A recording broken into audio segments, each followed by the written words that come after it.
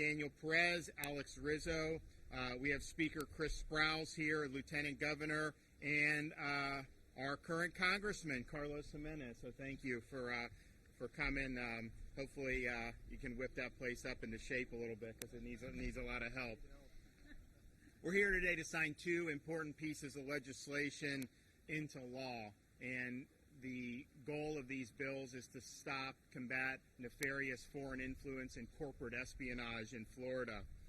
If you look at what's gone on now with the coronavirus pandemic and the cover-up of the origins of COVID-19, it's pretty clear that this was a virus that almost assuredly leaked out of this lab in Wuhan. This is a lab where these scientists were working very closely with the Communist Party of China as well as the Chinese military. When you had these folks fall ill who were working in that lab last fall, the Communist Party of China decided to cover it up. They didn't give any information out. They didn't ask for any assistance. They didn't give a heads up to anybody. They tried to cover it up, and basically the world has had to endure over a year and a half of a lot of bad stuff as a result of this. So they covered it up, and they need to be held accountable for this. But I also think if you look at what's happened since then, it's pretty clear that if you go back last year at the beginning of 2020, January, February, there were people scurrying around, and you see this in Fauci's emails, to try to cover up the fact that this may have gone out of a lab. You actually had people saying there's no way it could have come out of the lab, when privately they were acknowledging it very well likely did come out of the lab. And so I think what this has exposed is you do have relationships between a lot of these institutions in China, particularly in the research realm, and bureaucrats in the United States. You have a whole bunch of other institutions. And so our bills today focus on foreign influence writ large. It absolutely, the 7 countries that are identified specifically, of course, the Communist Party of China, but yes, Communist Cuba, Venezuela, all those, and it's all very important. But I think if you look right now, there is no single entity that exercises a more pervasive, nefarious influence across a wide range of American industries and institutions than the Communist Party of China. Academia in the United States is permeated with influence, and I'll go through some of the people. You have researchers getting indicted. This is very common to see researchers at major institutions, including in Florida and also around the country, getting indicted for being in cahoots with the Chinese government. You look at corporate media and the entertainment industry in this country. They are in the pocket of the Communist Party of China. I mean, if the Hollywood comes up with a movie that the CCP doesn't like, that gets censored. They are not going to run afoul of that orthodoxy. You look at corporate media in this country, they were on the vanguard of trying to suppress the truth about the lab leak theory. They've got deep financial ties to the Chinese government and the Chinese Communist Party, and we just have to call it for what it is. Big tech also runs interference for the Communist Party of China. You know, people were trying to search for the Tank Man in Tiananmen Square on Bing recently, and it had no results came up. That's very curious. Microsoft said, oh, it was just an oversight, it was a mistake or whatever. Really, that's a pretty convenient mistake to have. But you see time and time again, the big tech giants, it seems like when they put their thumb on the scale, they're almost always putting their thumb on the scale in favor of protecting the Communist Party of China. And of course, in the United States, major celebrities, athletes, and business leaders will frequently virtue signal regarding the latest crusade or cause du jour that they have about things in the United States. And yet, almost every one of them falls silent when it comes to calling out the atrocities committed by the Chinese Communist Party. And so all we are doing today is saying enough is enough. We've got to start fighting back. And so the state of Florida is doing that. If you look at the bad influence that we see, we've seen it here in Florida. Just in February, a University of Florida researcher was indicted for taking grant money from UF for his company in China. September 2020, Jacksonville woman pled guilty for trying to illegally export engines to China. February 2020, Illinois court awarded Motorola $764 million in a case after an engineer stole thousands of confidential documents and millions of lines of code to benefit a Chinese company.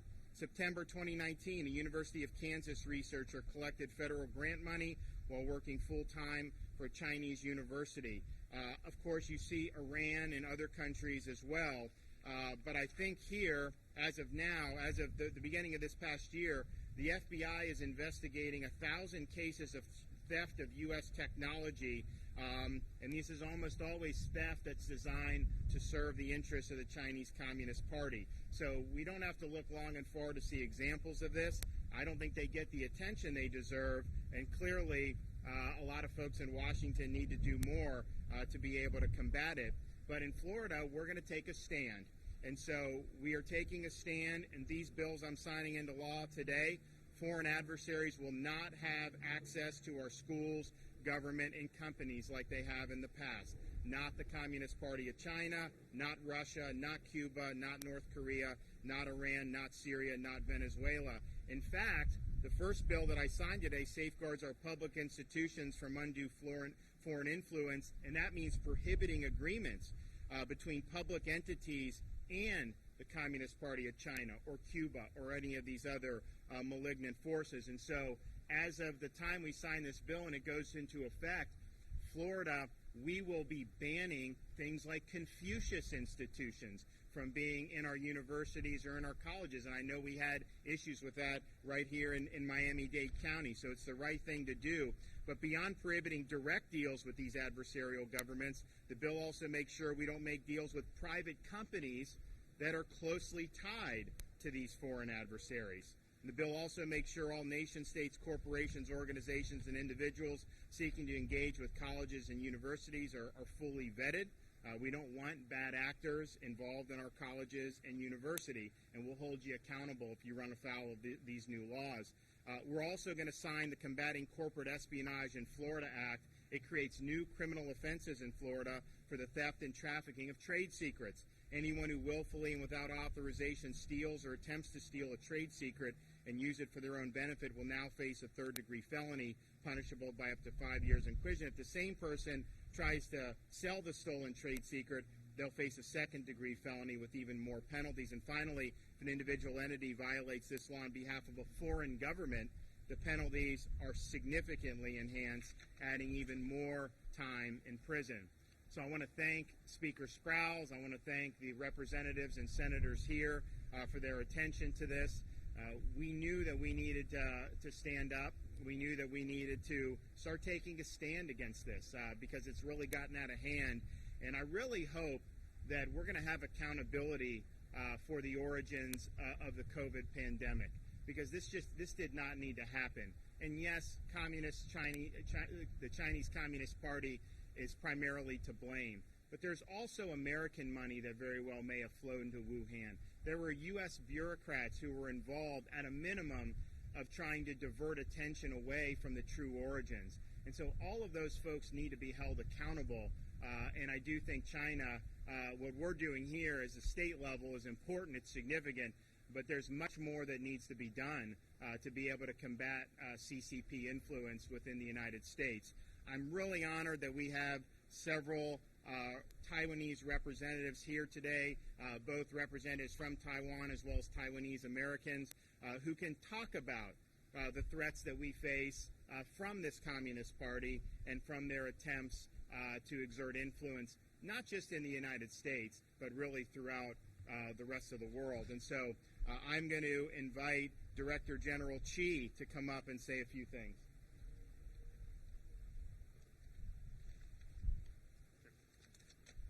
Thank you, Governor. Governor DeSantis and distinguished guests, ladies and gentlemen, today we are here to witness Governor DeSantis signing the two important bills, which have again brought the issue to our attention.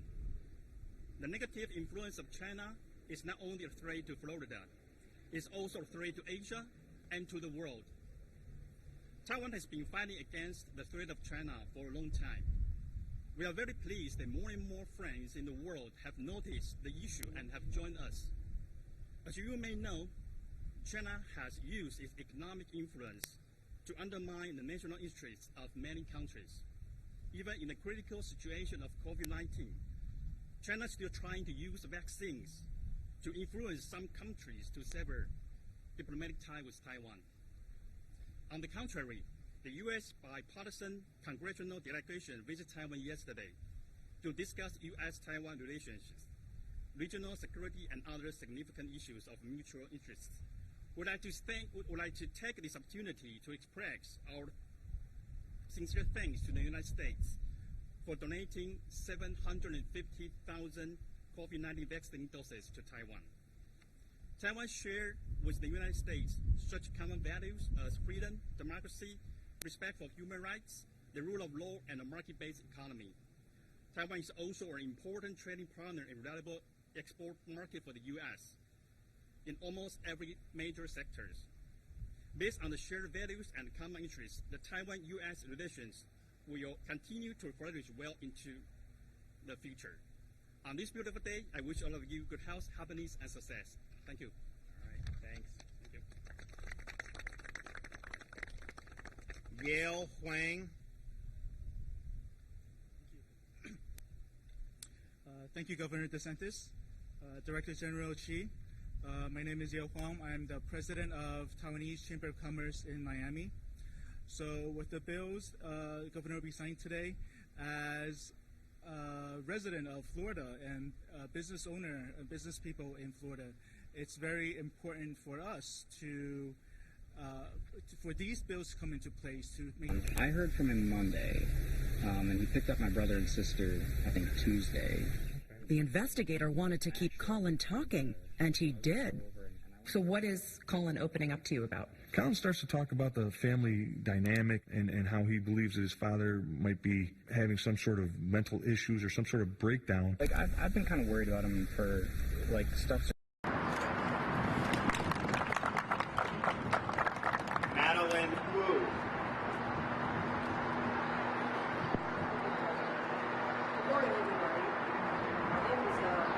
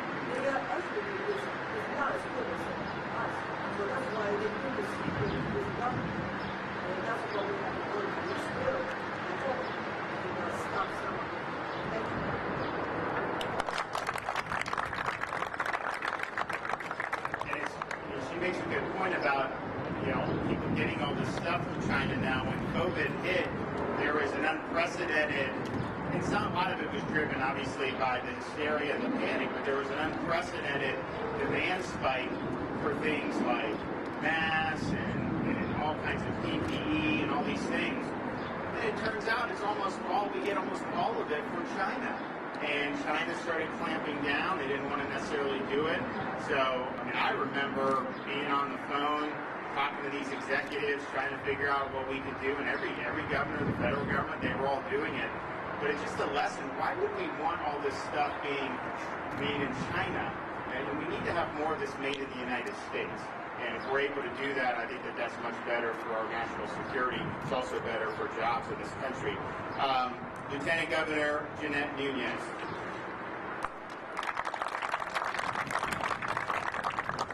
Good morning. It's great to be here with our legislative leaders and our Taiwanese friends.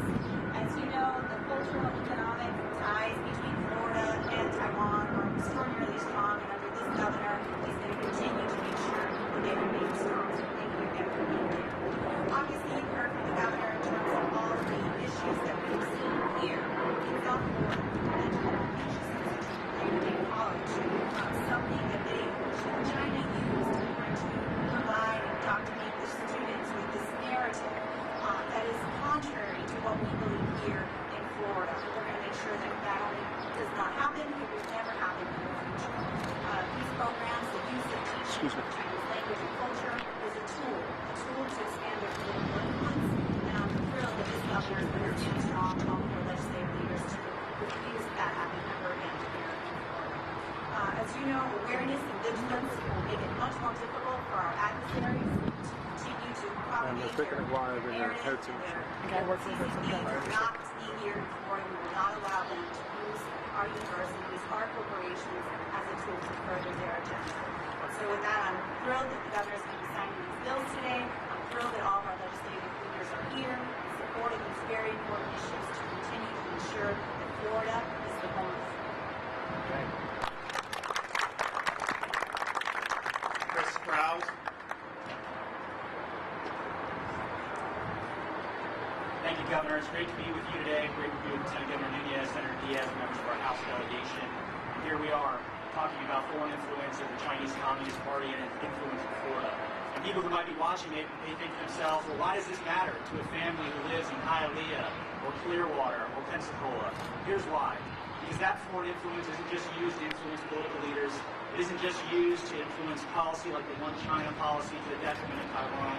It isn't just used to disinvite speakers at our universities like the Dalai Lama. It is used to go into our research institutions and to steal for Florida taxpayers, to steal our hardworking intellectual property, to bring it back to China so that they can use that against American researchers, that they can use that against American businesses and beat America on the world stage. And that's what today is all about. That's why it matters to those families. And this started about 2 years ago when the Florida House of Representatives launched an investigation stemming from Moffitt Cancer Center when 4 researchers were found to have undisclosed inappropriate relations with the Chinese Communist Party and the Chinese government.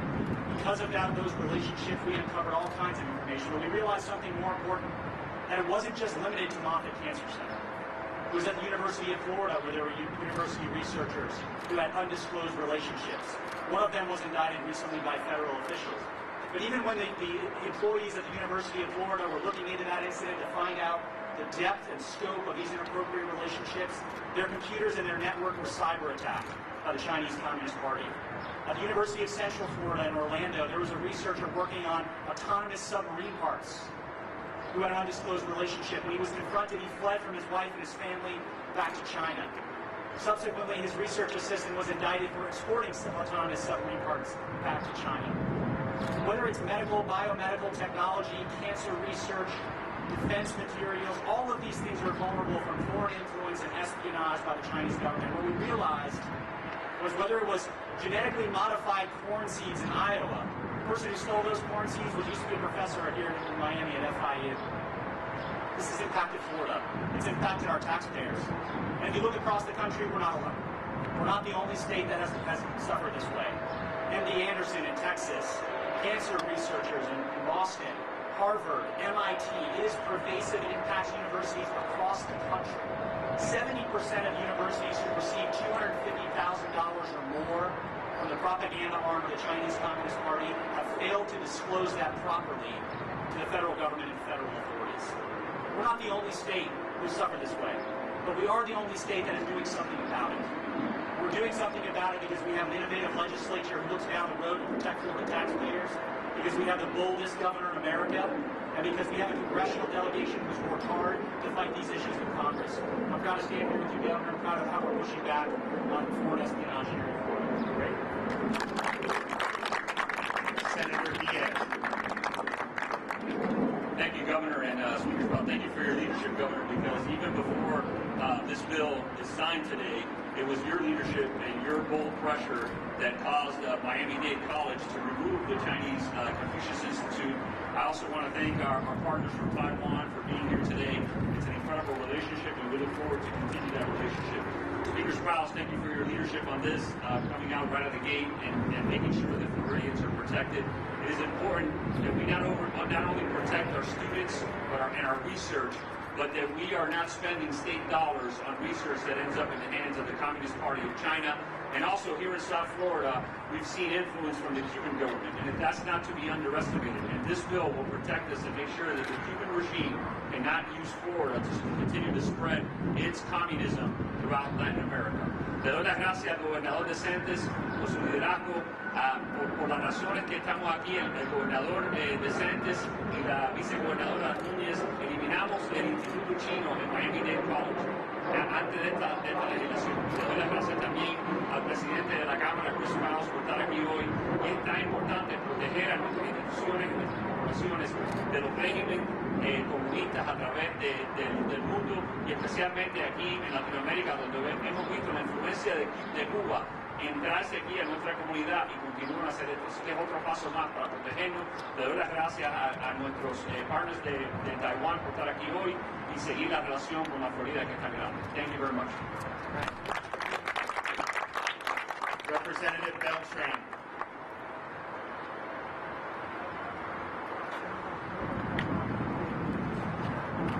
Well, thank you all for being here. As you all know, American ingenuity is second to none. We are an information-based economy, and so the value of our products and services is in the research and the development and the engineering. And when that is stolen from us, it causes a devastating effect on our economy. And for that reason, our enemies target our greatest asset, that intellectual property, and they compete unfairly with us and undermine our economy by completely stealing all that R&D we've done and then undercutting our manufacturers and businesses here in the United States.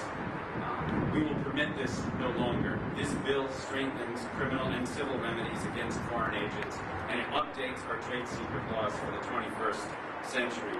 I've seen cases in court where somebody has escaped liability for trade secret theft because they didn't steal a physical item like a book or a computer disk or a mop, because they uploaded something to a cloud device, because they emailed it to themselves, or because they used their own jump drive in order to steal their employer's technology. We closed that loophole, which isn't necessarily something targeted at any particular country, but many trade secret thieves have escaped liability through that loophole. And we're one of the first states to update our trade secret law in that way. So we're sharpening penalties for misconduct, and we're closing those loopholes. And I just want to say it was an honor to work with Governor DeSantis and Speaker Sprouse and the rest of my colleagues in the legislature to pass this bill unanimously. Thank you.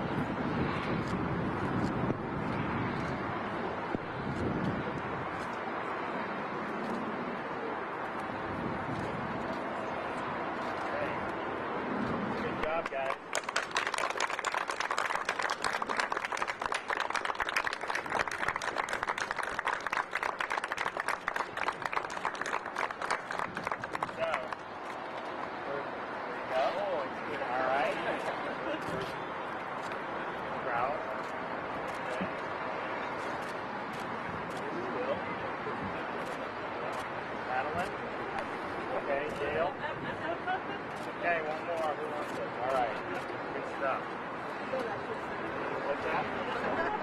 No, you want to say? Well, I want to thank everyone for coming out. Thanks our legislators for really doing a lot of good stuff. I mean, we've signed a lot of great stuff into law already. I've got more coming down the pipe, and we're really excited about what that'll mean for Florida. And I also want to thank our friends from the Taiwanese community, and particularly the fact that they had from their local office here, and then, of course, the Taiwanese Americans who are, it's no different from what we see with Cuban. They understand the stakes with these bad ideas that you see in the Communist Party of China, that we've seen in the Castro regime. And so I think it's great to have folks in our communities who understand the stakes, understand freedom is not something to be taken for granted. We've always got to be fighting hard for our folks, and I think we're doing that here with these bills today. And with that, I'll take a question or two. Yes. Governor, what do these two bills have anything to do with the armory that you're at or the Florida National Guard? You're surrounded by Humvees. Well, I think in terms of intelligence, so this is a military intelligence battalion. When you look, a lot of what China's doing is very closely linked to the Chinese military, the Chinese intelligence services. These companies, when they're acting, they have very close ties to the CCP. I mean, it's not like they're just out doing their own thing. And so this is all very much centrally controlled. You're not going to see major moves being made unless that's got CPP support. Governor, you mentioned stricter accountability for people responsible for stealing these trade secrets. What does that look like? Prison time? Oh, yes. So, I mean, and Chris can talk, Chris, you want to talk about that? But in the most significant increase is if you're stealing for a foreign government. And that's what we've seen in some of these instances. And so, and I think Mike talked about how there's times where they're stealing it, but because, they don't have a hard disk, that they somehow aren't prosecuted. So, Chris, you want to comment? I appreciate that, Governor. Like the governor, I spent time as a prosecutor here in this state. And the reality is, when we talk about foreign espionage, and especially corporate theft of intellectual property, much of that is prosecuted under the federal system, which is overloaded and overworked. We wanted the ability, as the state of Florida, not just putting through this bill, penalties, which absolutely would include prison time, up to 15 years for someone who steals intellectual property from a Florida-based corporation or from a Florida-based research institution that's funded by Florida taxpayers. This allows us to step into the role as prosecutors to make sure those people are accountable. Great. I know you mentioned a couple of examples of what blocks are. Was there anything in particular about one example Yeah, well, Chris, I think you mentioned in your remarks about some of the stuff you guys do. Yeah, when we kicked off the investigation, we heard from the cancer centers before the first one that came out, and I credit them for being so transparent with us to make sure that we had understood this information. But I think, so often, the governor has been an accountability governor. Anytime you throw up the couch cushions, you always find things underneath. And the reality is, when we looked into this foreign influence, we saw it everywhere. We saw it at UF, UCF, FIU, and other research institutions across the country. There's billions of dollars pumping into this space. Of the 54 researchers who resigned during the NIH investigation, 93% of them were funded by China. So as we began to look into this, we also realized something else. The federal government didn't have the ability to have real oversight into our state institutions because we're in charge of it. The governor's in charge of it. The legislature is the one that's in charge of funding it. So this allows us to take our accountability role and get agent accountability. I'm just, part of it, and I think 100% legislature did great work, but as we saw what happened with COVID, I've always viewed China as an adversary. In fact, I think once COVID really started, someone leaked some Chinese intelligence where they looked at all the governors, and I was one of 5 governors that were considered the most hostile to the CCP. And it's true. I mean, it's true. At the same time, even with that background, if you look at how all of this comes out of this lab in Wuhan, they basically have the WHO is in the pocket of the Communist Party of China. They basically were having everybody look the other way. The WHO, a lot of the U.S. researchers, we see that in Fauci's emails, unfortunately, with folks. And so the idea was to try to whitewash the role of the CCP in this virus. And it wasn't just WHO, it wasn't just bureaucracies, You saw the academic community largely circle the wagons and defend the CCP. You saw corporate media. Remember, there were 60 Minutes, not the most credible news source, I think we've come to find out in Florida. They did a thing saying, oh, no lab leak. And they used the one guy who probably would have been partially culpable for ensuring this type of gain-of-function research as the reason why. So they would say it's a conspiracy theory without any basis to say that, and then they would say, oh, it obviously just came from a bad and a wet market without any evidence that ultimately supported that. And you got to wonder, why were they so insistent on trying to characterize this leaking from a lab as a conspiracy theory? Yes, part of it was, the number one instinct for corporate media for the 4 years was anything Trump said they were against. No matter what Trump could say, the sky's blue, they would say, no, that's false, and they'd try to go. So that was part of it. That's just their instinct. They wanted to weaponize COVID against Trump. But I think it was more than that. I do think there's deep relationship between these big media conglomerates, financial relationships between them and the Chinese government.